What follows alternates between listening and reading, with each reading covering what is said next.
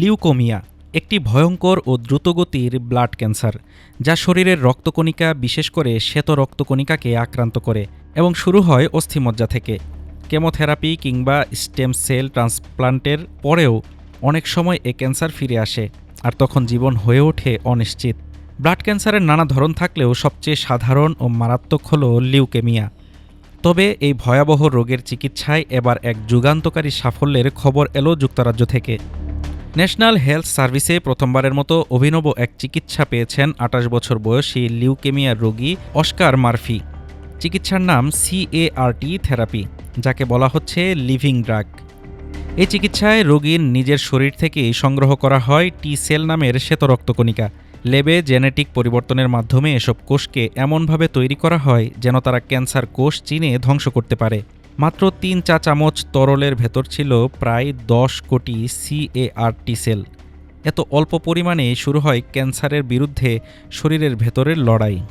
Oscar Murphy বলেন, এটা একেবারে সায়েন্স ফিকশনের মতো, কিন্তু এটা কাজ করছে, এটাই সবচেয়ে অবিশ্বাস্য ব্যাপার।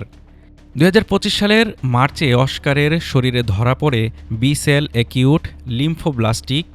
এটি অত্যন্ত আক্রমণাত্মক ক্যান্সার। কেমোথেরাপি ও স্টেম সেল ট্রান্সপ্লান্টের পরও নভেম্বরেই ফিরে আসে রোগটি। হেমাটোলজিস্ট ডাক্তার এলেনি থোলৌলি বলেন, এই ধরনের লিউকেমিয়ার আক্রান্ত প্রাপ্তবয়স্ক রোগীরা সাধারণত ৬ থেকে ৮ মাসের বেশি বাঁচেন না। CAR-T থেরাপি তাদের জন্য নতুন আশার দরজা খুলছে। ক্লিনিক্যাল ট্রায়ালে দেখা গেছে এই চিকিৎসা নেওয়া ৭৭% রোগী রেমিশনে গেছেন। এমনকি ৩.৫ বছর পরও অর্ধেক রোগীর শরীরে ক্যান্সারের কোনো চিহ্ন নেই। চিকিৎসার মধ্যেই হাসপাতালে বিয়ে করেন অস্কার ও তার সঙ্গী লরেন। সামনে স্বাভাবিক জীবনের স্বপ্ন, অক্টোবরে আরেকটি আনুষ্ঠানিক বিয়ের আয়োজন। যদিও প্রতিটি CAR-T থেরাপির খরচ প্রায় ৩,৭২,০০০ পাউন্ড, তবে ন্যাশনাল হেলথ সার্ভিস বিশেষ ব্যবস্থায় রোগীদের জন্য এটি সহজলভ্য করেছে। প্রতি বছর অন্তত ৫০ জন রোগী এই চিকিৎসা পাবেন। বিশেষজ্ঞরা বলছেন, ভবিষ্যতে এই থেরাপি হতে পারে স্টেম সেল ট্রান্সপ্লান্টের বিকল্প।